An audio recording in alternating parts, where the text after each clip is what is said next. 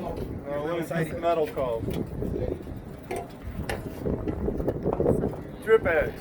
Okay, so the trick is with rain gutters is you've got to be behind the drip edge.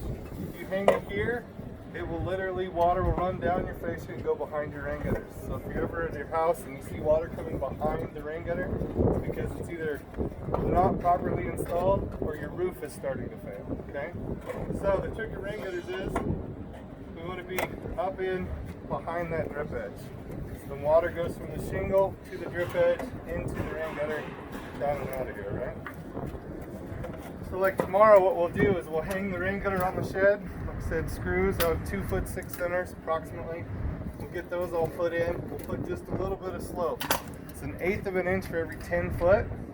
That allows just a little bit of water to build up and then it'll carry everything out of there, okay?